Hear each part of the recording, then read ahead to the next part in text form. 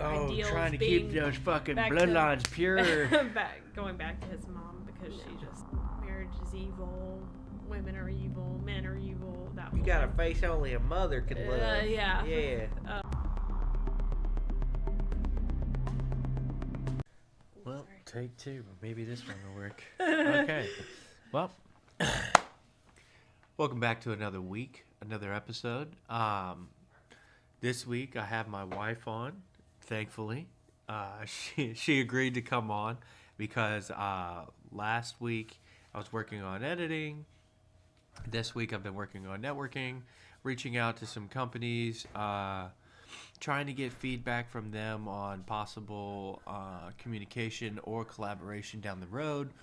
You know, because I'm going to keep doing this regardless. Just want to see if some people want to come along for the ride. But my wife wanted to sit down and talk about the new show, Monsters on Netflix, which is about Ed Gein.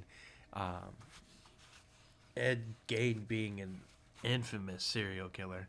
Well, not serial killer, but just infamous killer in general.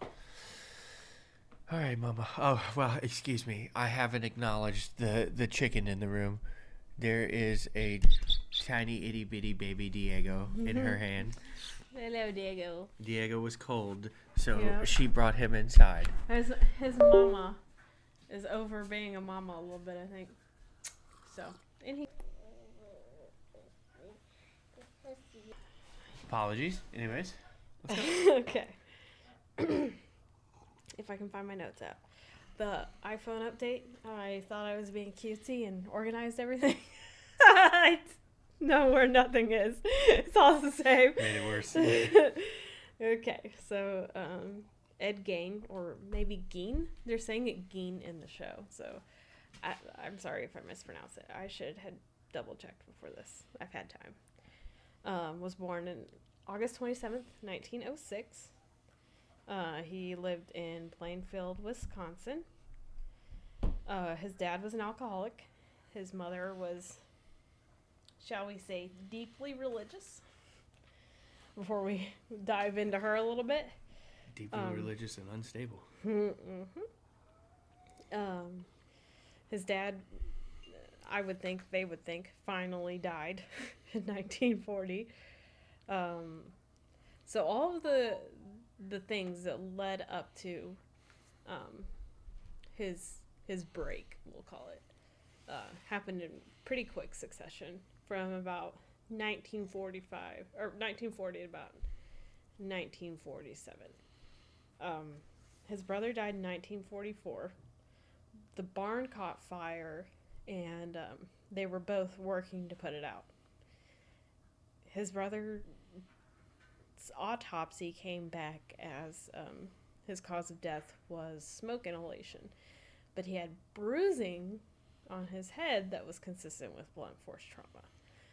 So I think we can gather that whether the barn caught fire accidentally or on purpose, he was beat over the head unconscious and then died from inhaling all the smoke because he was left there.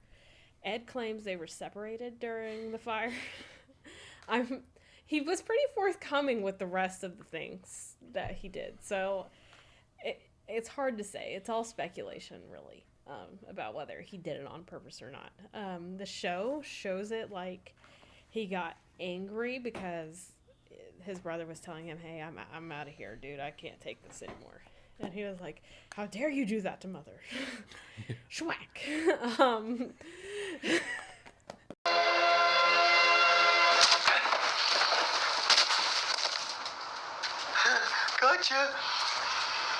Gotcha. That's what we were talking about last Yes. night, dude. That's why I didn't understand. I was like, what the hell was the gotcha about? And what?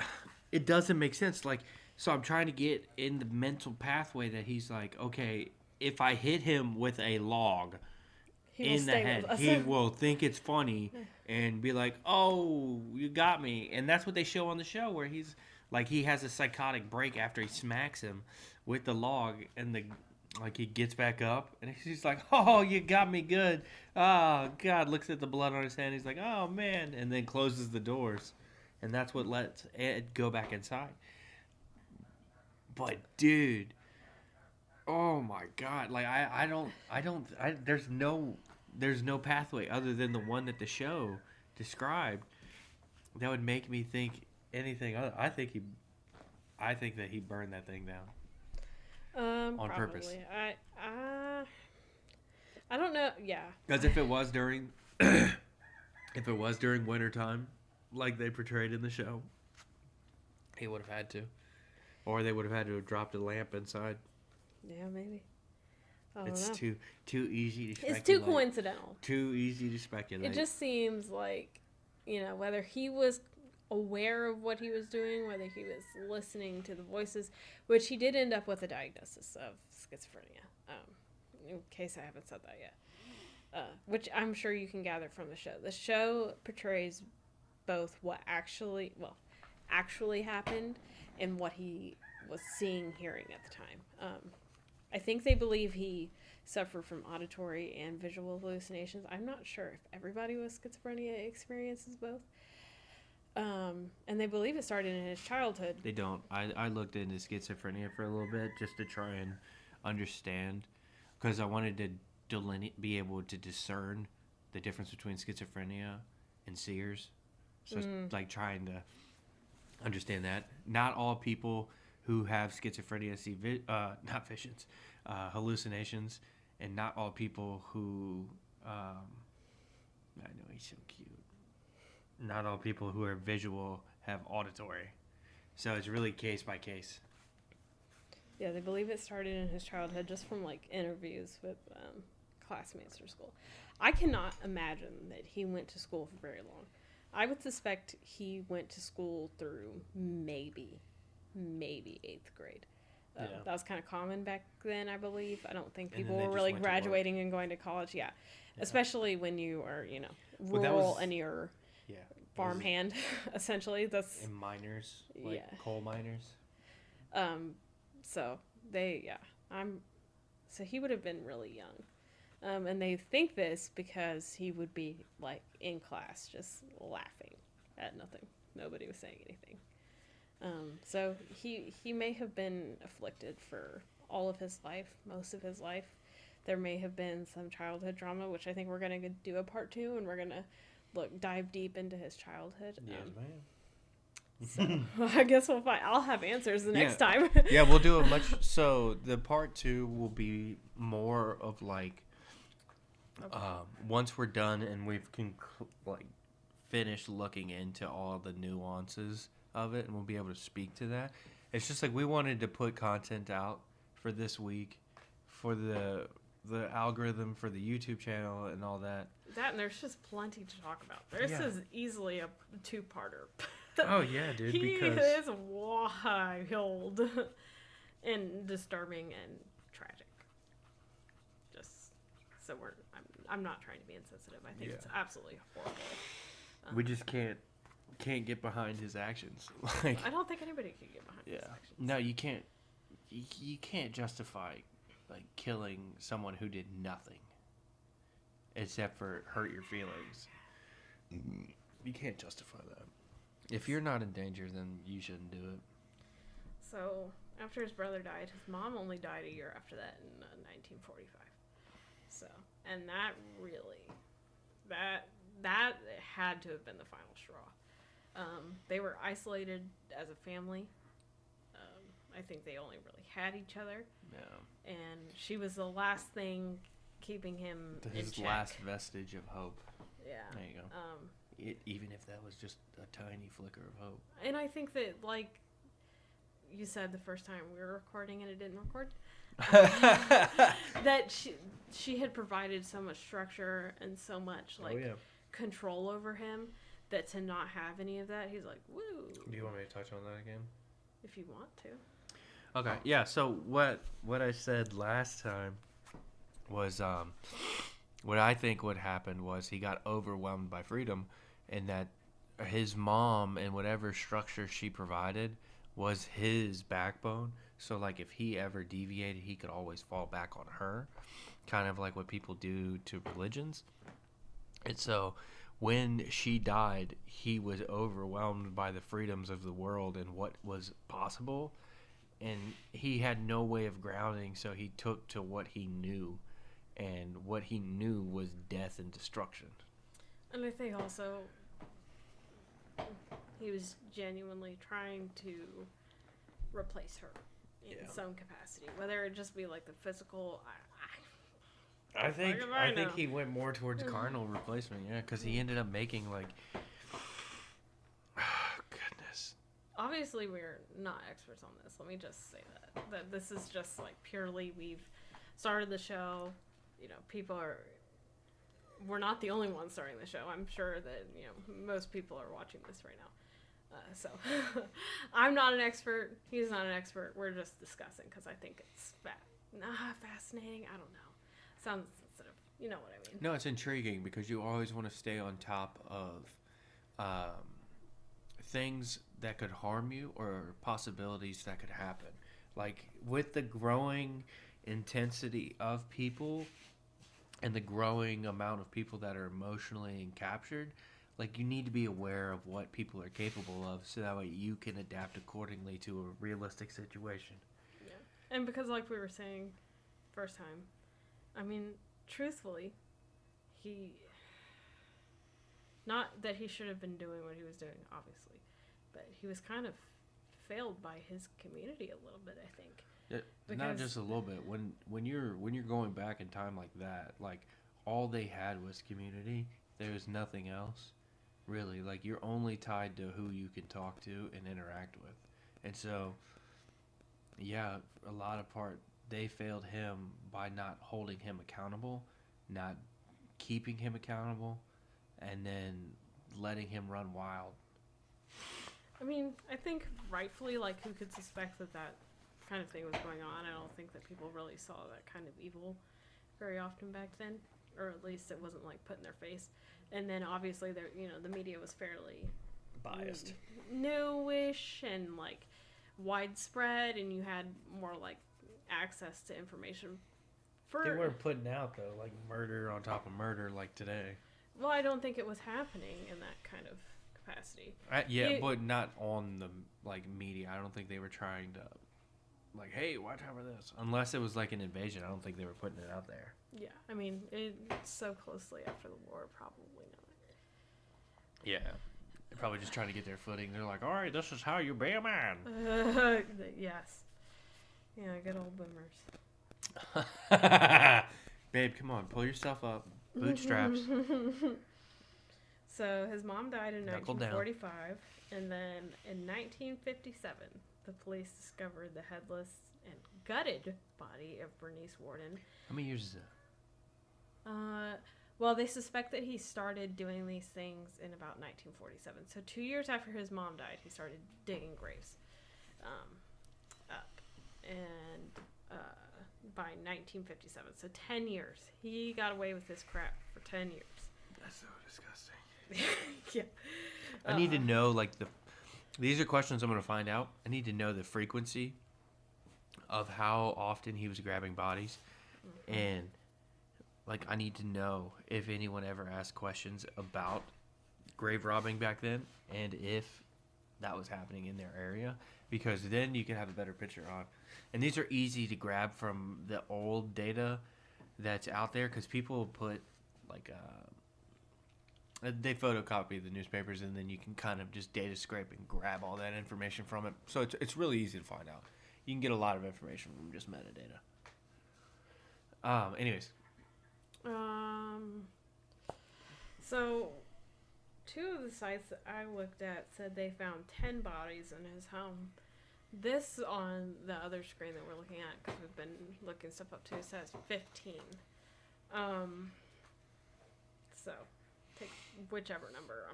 Either one is bad. But they could only tie him to the murders of Mary Hogan and Bernice Worden. For whatever reason, he kept the head of Mary and didn't keep the head of Bernice, or somehow he used the skin from her. And a shed on his property. Yeah. Golly, I can't imagine. I thought it said on display at first. I mean, I feel like it probably was. I think. Well, he definitely showed that one chick the chair, and then she freaked the fuck out. Yeah, but she was not a real person. What? They just made up a whole relationship? Yes. I believe that they think that he did have a girlfriend, but it was not her, and I don't know if they were really, like, serious or if it was prior to these things happening. I cannot remember. I'll have to deep dive into that, too. Because I'm sure if it was prior to these things happening, then we'll have that for part 2. But, Yeah, so we'll find out his relationship status and if... yeah, yay! He claimed that he... We'll provide context on this. dug up graves of women who reminded him of his mother. That's How so on earth he would know that? I mean... But, and then this one says that he admitted to the newspaper that he could identify fresh graves with softer soil, and that's how he picked who he was going to exhume. So I don't know how this man got so picky and lucky. And he typically visited cemeteries. It sounds like he wasn't actually picking people that look like his mom. It sounds like he was just taking what he got. He's like, oh, she has hips. She reminds me of mother. But it's also like, let's put some context back on. He was cutting out the vulva of women. I'm not sure that that's real. Damn it. Have sex with the dead bodies because he kept several vulvas in a shoebox. Yep. Because they smelled too bad. I can't imagine why, Ed. You know, can't imagine why they would smell too bad. That really calls into question, like well,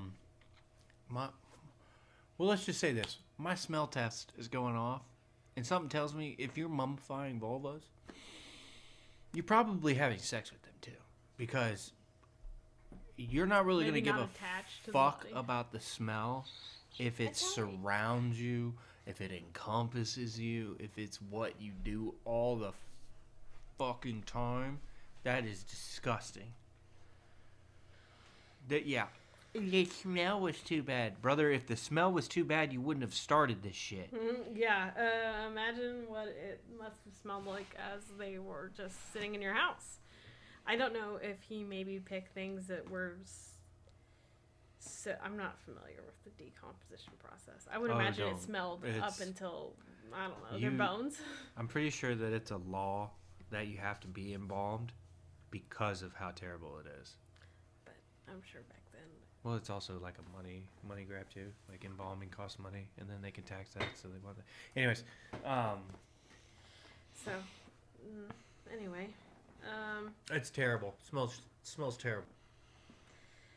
So once they arrested him, he was declared mentally unfit and officially diagnosed with schizophrenia, and they believe that he had a level of Oedipus complex due to, his mother. What's Oedipus complex? It's like the attraction. If I'm romantic. Trying to keep those fucking bloodlines pure. Going back to his mom because she just... Yo! The whole, like, you're not going to marry, marriage is evil, women are evil, men are evil, that You got a face only a mother could love. Yeah. Yeah. His brother leaving, I think, dying. He killed him. It don't make no sense. None of this makes sense. He's the perpetual victim. Yes. Perpetual victim mentality, dude. This is the same things. It's just in different degrees. Like, he's an extreme outlier where he knew something was wrong. He knew he did something wrong, and he chose the wrong thing each time. And then this goes back to scripture where it's like he gets entrapped in his lifestyle. And in order to be absolved of it, you need to be condemned for it. So you got to have the conviction to even stand up and say, hey, I fucked up. I'm sorry. So 11 years after the discovery of his house, he was declared mentally fit enough to stand trial, where he was then found guilty by reason of insanity. I don't know if they decided this because they had medicated him to the point of, like, Lobotomization? no. Um, like he was under control. So they finally brought him back to baseline? Yeah, maybe. Or maybe the public outcry was so intense that they're like, They could F have. it, we have to take him to trial. I'll have to look up that too. But, yeah. I wonder if they were considering chemical castration. I don't know. Because it feels like, per the time, they might have. Well, yeah, because they were using chemical castration on pedophiles. I don't know. So, I mean, Because he was, I could have my timeline wrong, though. he was, committed to a state hospital for the rest of his life. He died in 1987 from cancer. Wait, 1984. In the hospital? Yeah. And he lived out the rest of his days in a state hospital. Yes. He died from cancer in 1984. He got the best outcome. Yeah. He did. Because, I mean, like, alternatively, like I said this before, like, he was shown the restraint that he didn't show others. Yeah. And so, like, hats off to the police officers who were able to do their job effectively and get him the help he needed. Or, I think you're giving a lot of I'm giving a lot of credit. You know, health hospitals at the time.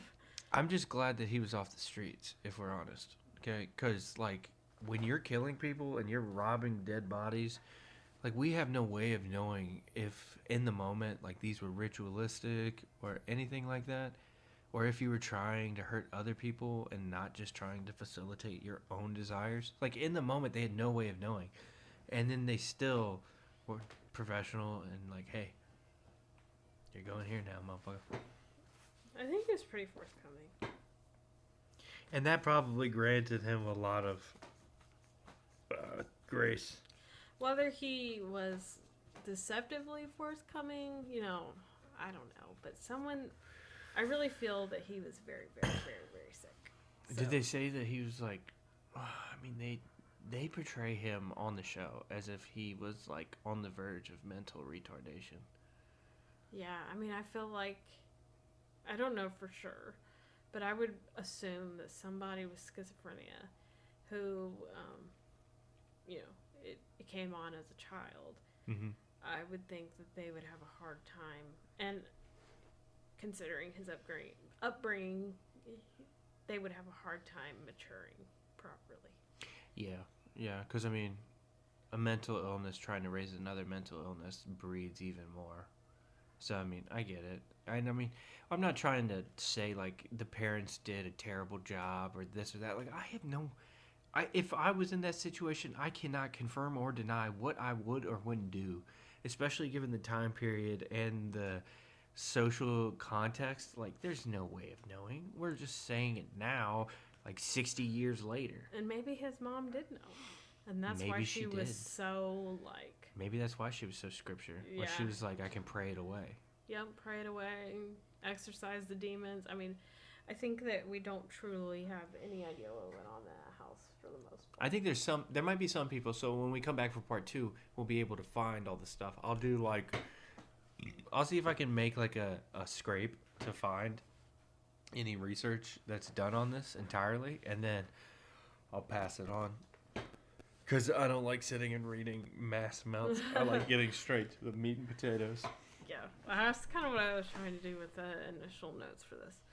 Well, no, it's good because like we're sitting here and we're giving like an overview of all of it. I mean, this doesn't have to be something that's like fucking 2 hours. No. Because I mean, I forgot what we were saying towards the end of the last one that we were really deep diving in. Because I want to touch on that one in this, but I can't remember. The girlfriend.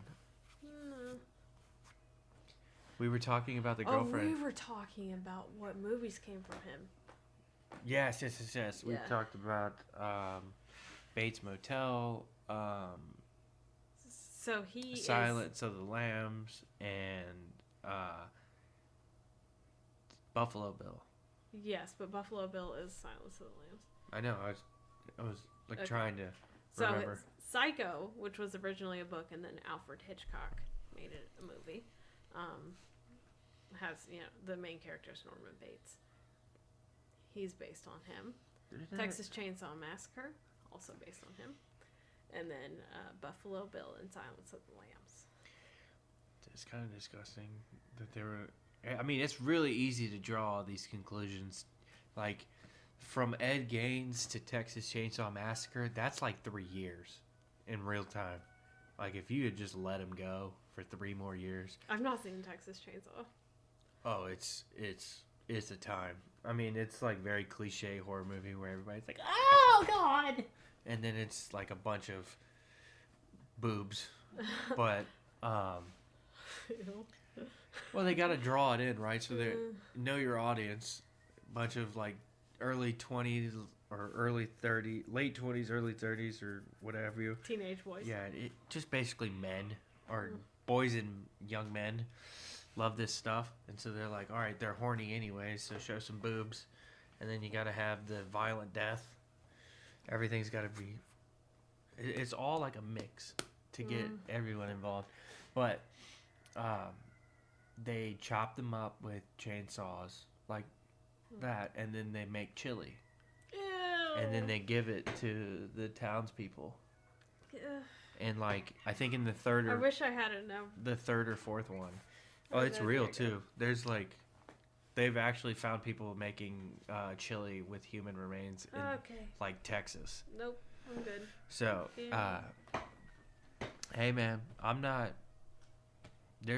I told you that's why you gotta know about this stuff so that way. All right, let me phrase it this way: information doesn't hurt people, right? But not knowing what human beings are capable does hurt you. Because it makes you an easy target. And you just got to stay aware. I mean, you don't have to dive into the outliers like we do, but you definitely have to be aware of what people are capable of. So, yeah.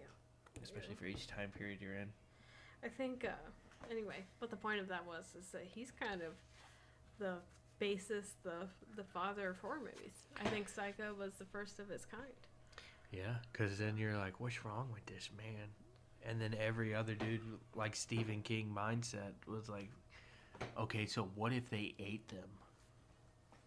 Like, that's what I was saying, though. It's not hard to get to Texas Chainsaw Massacre from Ed Gein. It's not hard to get to Silence of the Lambs from Ed Gein. No. Like, these are possible pathways he could have gone. Yeah. Because, I mean, shit, think about it. If he was born 20 years later or 30 years later, he could have killed so many people. Because I think he could have killed so many people if the town that he lived in wasn't as rural as the town that he lived in. Yeah. But then, a lot of factors changed for him. The isolation. It's a perfect shit. We're not trying to min-max how say. he could do it, Like, yeah. What he got away with and what he did was absolutely horrific on its own. Well, that's what I was saying earlier. I was like, it takes a lot of willful ignorance to get to the point where somebody's allowed to kill somebody else. I mean, I think you can conclude that he was probably in a state of constant psychosis. Yeah, dude. Yeah. So, it's hard to rationalize that because, I mean, in my experience in life, I've not had that affliction. Thank God. So it's hard for me to picture that, but I cannot imagine how sick he really was. Like, well, as someone who but has PTSD and gets flashbacks, I can only sympathize and try and understand. And if he was living with hallucinations and audible hallucinations, then it was just a matter of time. Mm-hmm. because without medication, without somebody to yeah, reel dude, him in. because you're just it's 24/7, just bang, bang, Yeah. bang, bang. His and, demons were real. yeah, like, and in you his can face only to him. you can only fight them solo for so long. Like, And I wonder what he knew to be real and what wasn't. well, that was where I was going. Is how much of life seemed real to him, how much of it was just a game, and how much of it was like actual. Because if it wasn't something that they like combated with him at any point in his life, if they ignored it, swept it under the rug, which was probably on par with the time, especially with his mother being the way she was, he never learned to manage it. So Yeah. what he knew of reality, way different than what was actually happening, perhaps. Yeah, because your perception is your He- reality. He would have never known that those things weren't real or were real, or at what point did he figure that out? And if he did figure it out, did Probably he at just school. choose to just keep going and it didn't matter anymore? Or Well, he just got tired of fighting it and was just like, whatever. from my experience, the parents will usually either over-explain or under-explain when faced with problem sets. Rarely do they ever give adequate amount of information. And so I think from my experience, I can conclude that he probably got identified in school that something was wrong by his teachers. Even if it was like a 1940s classroom, I'm going to be real with you, public schools haven't changed that much since the 1940s. This is about the same. And there's no way they didn't know. I think probably that, and they just ignored it because what were they gonna do? Yeah, well, Or that's he what was they would constantly probably. in trouble. They were if they were as religious as his parents, they were telling that he is afflicted by demons, and that, well, shit. Given the context of it, it's about the 40s, so yeah, religion was still like kind of. But from what I've read, it was kind of one of those things that like he was just laughing to himself. I don't think he was harmful at that point in time. I don't think he was harmful until he no longer had his mother To stop. to fear. Oh yeah, because she was. So She maybe was he whooping always him. just didn't care. And then once she was gone, he was like, I can Oh, give you know into what? this, you know? What if they didn't understand autism as well then, and he displayed autism, because autism, by definition, is the lack of empathy and the the over reliance of self. I think that also that a lot of mental health diagnoses also include that. That's why people with autism often have multiple different mental health diagnoses. Yeah, and that's why they say it's an umbrella, because Yeah. there's so many. Well, dude, that's why it's so. That's why it's Also, so we mean no hard. offense by this. We experience Yeah. this in our We have. day-to-day life. Yeah, we have. Without going into detail. Okay. Sorry. Just it's just something that we I don't even know. I can't even claim to be an expert on it. It's just something that I have looked at briefly. We have personally had to deal with this in our day-to-day lives. This is something that we deal with every day. So it's not. It's just information and experience based.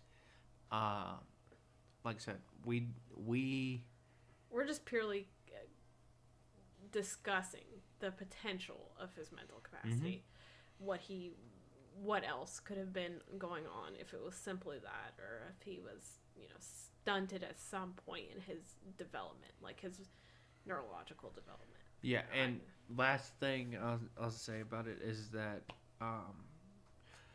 mental health and neurological health are being examined closely now than ever before, and so a lot of more information is coming out, and so that doesn't mean that like we have a better understanding than anyone else, or that anyone has it better than us. It's just that the professionals are now trying to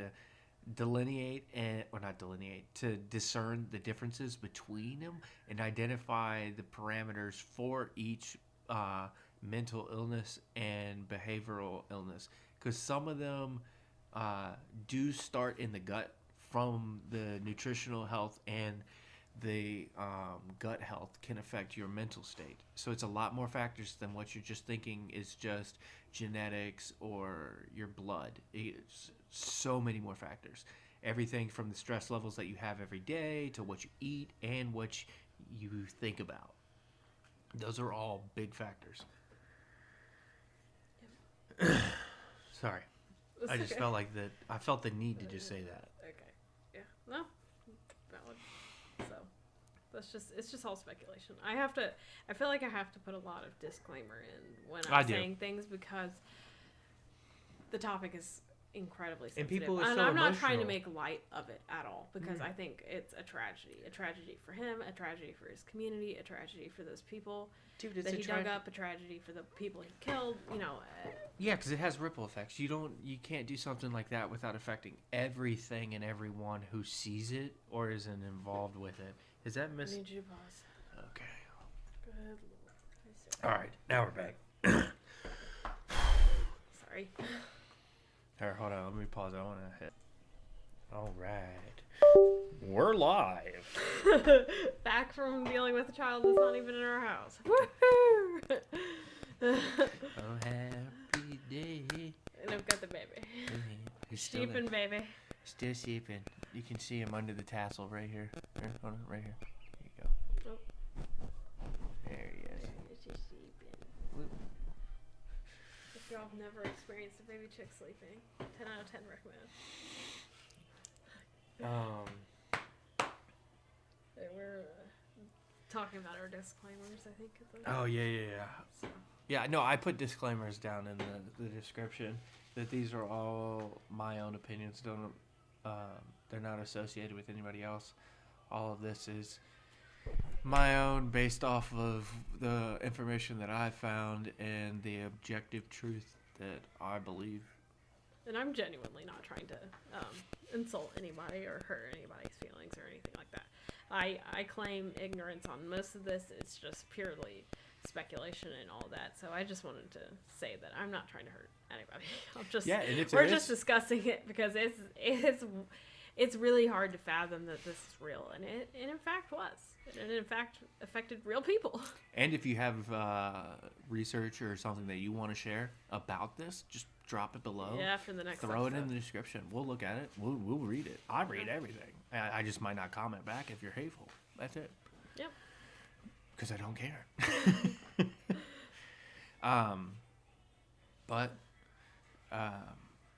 Yeah, it's just like it's hard to fathom that. It's pretty easy to identify if somebody's there or not. Like, just in like an official capacity, because in an official capacity, I've dealt with people who have had mental illness and mental instability before, and you can tell.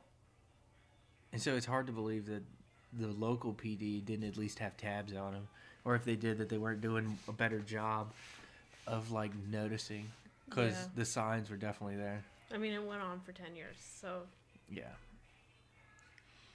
You're definitely getting alerted that there's grave robbings going on. Somebody's been trespassing. Somebody's been seen with this. Somebody's been doing that. Or it's just hard to believe that.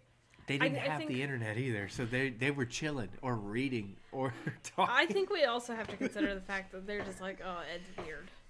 And like we said the first time that we were filming and didn't record, that, people wanted gossip more than they cared to actually get him help.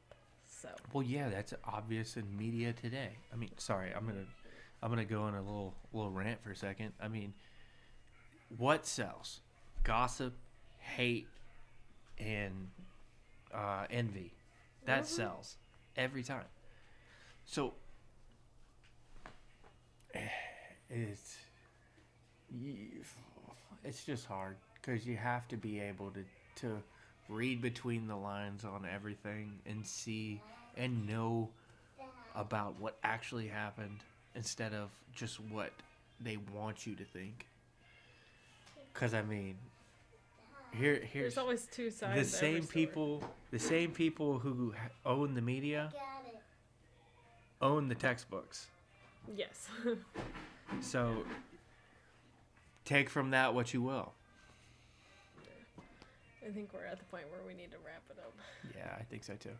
Well, all right, guys. It's a shorter episode because we did a little bit. We did like an hour of talking without recording, so that's 100% my fault. I'm so sorry, but we're gonna keep doing this. I needed to put that we're probably gonna stay on the bi-weekly podcast, and then do daily uploads where like I clip stuff, or I do little versions of me trying things out, or just seeing what works. I'm still trying to find my lane, so that's what this channel will be, is me testing things out. I don't care if you hate it. That's fine. You can go hate someone else for free. But if you enjoy it, make sure you engage, so that way the algorithm keeps bringing it back. Because I'm not going to stop, and if you want to stay tuned, I'm not asking that you check it every week. Just give me a little bit of engagement so that we can go up a little bit higher. All right. Oh, and also, if you have any other cases you want us to discuss, you can put those in the comments too, just so we have backlogged cases. If or topics that you want to hear my stupid ass talk about. Yeah, if you want us to regularly do this, we can. We can dive into it super deep and get down to the social constructs and why these people thought that it was okay to do what they did, because that's what intrigues me, is like the anthropology of it all. Like, what were the social conditions and the geographical conditions that made them think that it was okay? What were the communities allowing to happen, and what were their boundaries? Those are what interests me. Yeah. And so we'll have more of that for the next one for sure. Yeah, next one's gonna be a deeper dive with all of these little questions that we've had wrapped in. We just had to make sure that we popped out some content so we could stay. Yeah, this is a good start. I enjoyed it. Yeah, I think it's